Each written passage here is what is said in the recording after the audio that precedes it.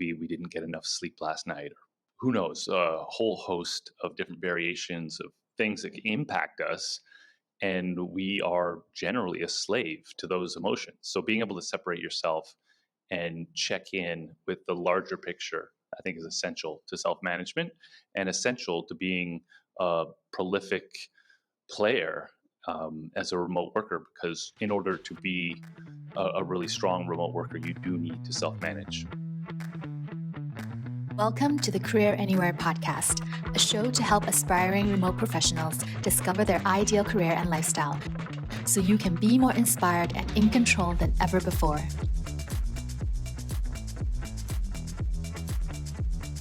Hello, everybody. So today I'm here with my partner, Bal and Sieber. Hey, what's up? Thank you for using my full first name, Balland. It's very formal today. I have my dress shirt on. We're calling each other by our full names.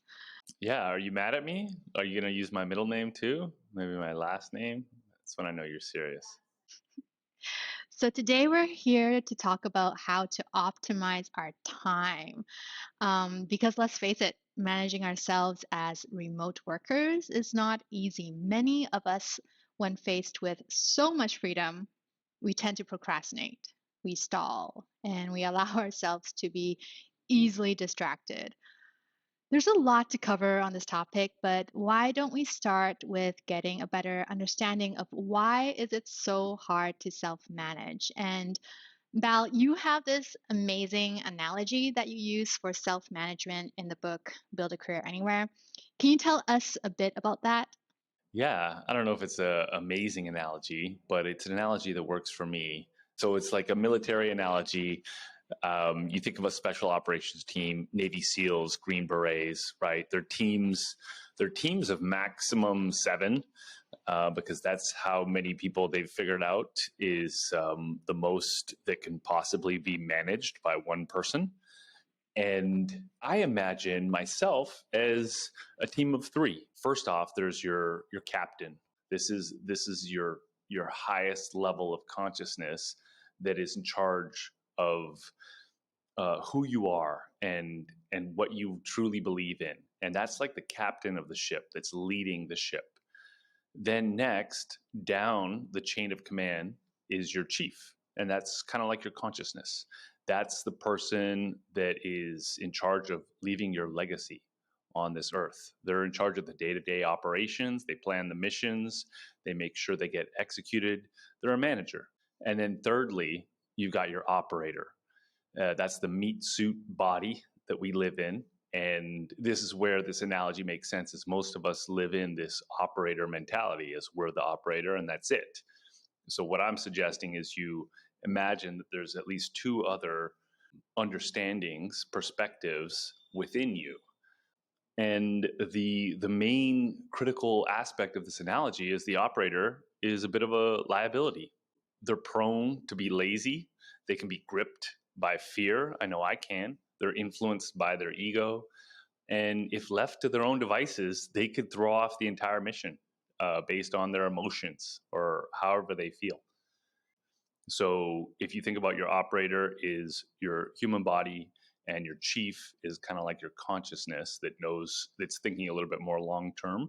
When you check in, I recommend doing this in front of a mirror. So it might be like a restroom break when you're working. The operator would describe to the chief how they're feeling, and then you want to have like an out-of-body experience. And imagine you're the chief, and now you're managing this operator, which is yourself.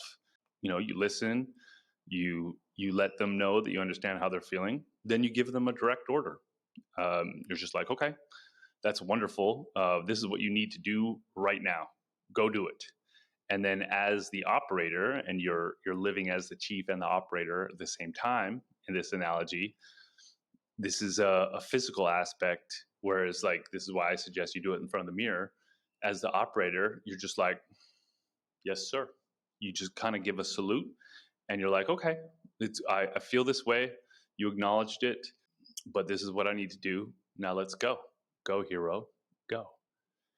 And that's how I kind of manage myself. And I recommend, maybe there's a different version. I'm not necessarily suggesting that for everyone, but a way to self manage is to kind of separate your actual physical body, which is the operator, from that person that understands the overall mission, that's a little bit more long term of completing the mission, and then even separating that from your captain, which is understanding the life mission, what you're trying to accomplish in this lifetime.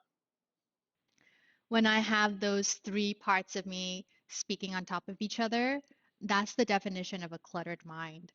So, in those moments, of course, it's no surprise that it's harder to self manage.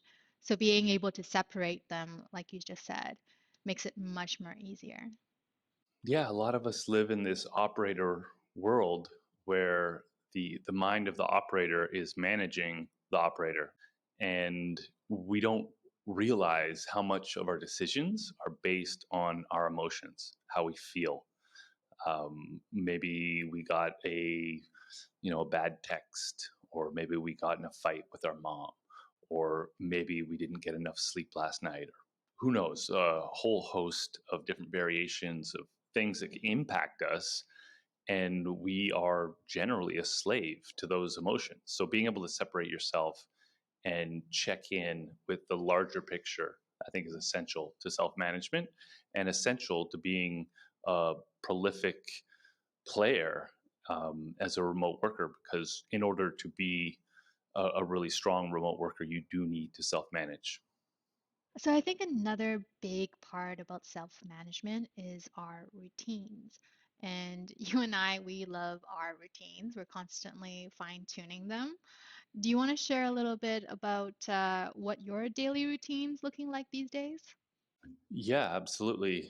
The mind, it's like a CPU, not a hard drive. Meaning, it's good at making creative decisions. It's not great at holding on to information. So, a critical component to being organized is creating a second brain. I personally, I'm a big Apple fanboy. I use all of the native apps that come with iCloud. So we're talking about reminders, notes, calendar. They're simplistic compared to some of the other applications out there, but that's actually what I like about them.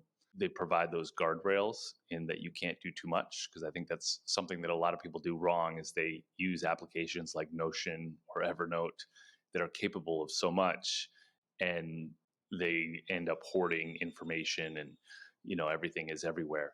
So what I do is I quick capture every thought and I organize it in my reminders. I find that a way of conquering procrastination and overwhelm around a project is to not only have the milestones of what you need to do to accomplish it, but also the subtasks within it.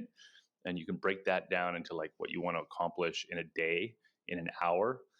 Reminders are fantastic with that. You pair them with Apple Notes. Notes is where you grab all of your inspiration, all of your reference, maybe your notes to yourself. So that's the thinking, and then you pair that with reminders, which is all the tasks that you need to accomplish, and then you add in your calendar. You can literally drag your reminders onto your calendar so that you can visually see them. There's something helpful. I'm a very visual person. I think many people are.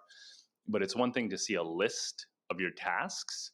But if you really want to estimate how long it'll take you to accomplish something, try dragging those tasks from your reminders onto your calendar and estimate, like, okay, this task is going to take me 30 minutes. This one's going to take an hour and a half, whatever. And then fill up your day and put enough buffer in between to take breaks and so on.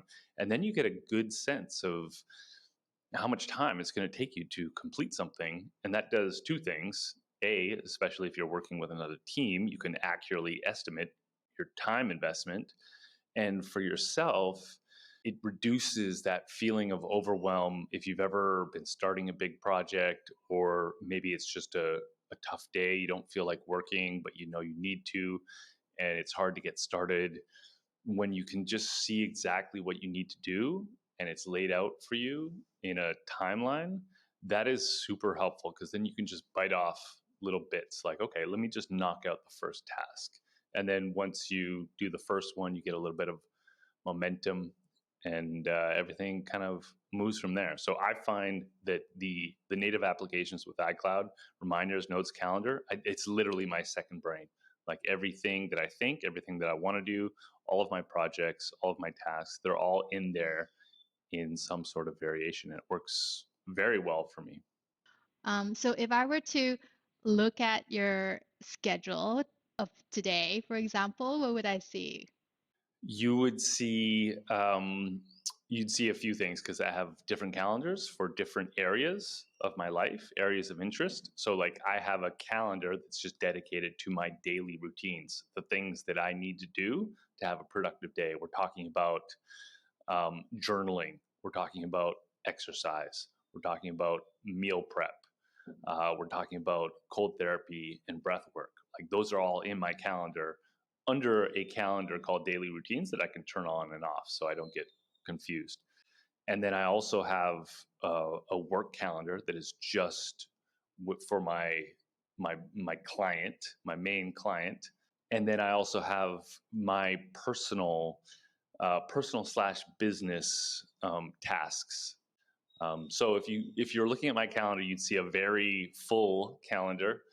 But when I look at it, because I have organized it, I put a lot of thought into what is what. I can actually read it and make sense of it very quickly, and I'm constantly moving things around. It's like my reminders or my notes in that it's very fluid. It's not like some kind of set thing. It's changing as I change, and something that keeps me grounded and keeps me on top of things is to be constantly updating my reminders, my notes, and my calendar. I used to be kind of like very granular. I almost go by the hour of like all the tasks that I need to do. And then I can kind of like stepped back from that and went a little bit more broad, just, noting down the big beats. Where are you at? Do you get like really down to the minutes, or are you just kind of like, okay, these are the main things that I need to do throughout the day? Yeah, it's a great question. I go main things. I actually think in terms of energy as opposed to time. So I find that when I think in terms of time, like, oh, this is going to take me 30 minutes, this is going to take me an hour and a half. A, it's not usually accurate. And B, it's just then you become a slave to time.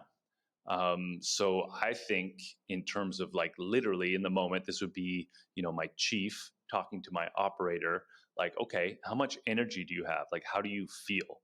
Like, okay, so here's this task, on a good day, you think it'll take you 60 minutes. How do you feel today? What do you think it's going to take you now? Maybe I'll break it into two 30-minute blocks. So I do not want to be a slave to time, because then I find myself checking my watch all the time. It's not how we're meant to be. As much as I can, I like to go back to our Paleolithic ancestors, and I don't believe they had watches or any concept of time. So I just think of like, what can I accomplish today? And my tasks are laid out based on like the amount of energy I think they'll take from me. Does that make sense? That makes sense. And I think that is the big switch for many people that are moving away from the corporate world and then starting to work remotely and having to basically rewire the way they think about time and adapting this new way of, going with your energy and scheduling your day around that. But it's a good change. It's worth going through the iterations. It's fun, don't you think? I mean, it is the most fun thing of all time. The game of life is the ultimate game. I mean, if I have any major issue, it's I don't want to go to sleep because I'm having so much fun playing the game of life, trying to optimize it, trying to figure it out, trying to get better at it, trying to, build up my points, increase my score, just constantly build up and build up. So to say it's fun would be an understatement. I don't understand people that get lost in like virtual realities for days on end, because like all the fun is right here in real life. If you have control, if you have that leverage, if you feel confident in yourself that you can, commit to something and put in the work, and then it becomes fun. If, just unaware of what you're capable of and you don't have any direction, it's not so much fun. And I understand that. And that, of course, is what we help people with at Career Anywhere, is finding that direction and finding that North Star so that they're able to make that commitment and actually move forward. Well, thank you for all your tips and sharing your calendar with us. I salute you. I salute you too. And thank you all very much for tuning in. Make sure you hit subscribe. Leave us a comment if this episode resonates with you, or if there are any other topic about working remotely you'd like to hear from us in the future, let us know. Hi friends, before you go, I need to tell you about our free workbook because I don't want you to miss out on this limited time opportunity. You can download the free workbook at careeranywhere.co and use the 15 fun and easy to do exercises to help you get the clarity and the confidence you need on your remote career path. Whether you're just starting out or already on your remote journey, if you want to discover or ensure that you're on a career path that's meant for you, this workbook will help you align your path with your skills, your talent, your values, and your passion. So don't miss out on this limited time offer and head to careeranywhere.co today to get your copy.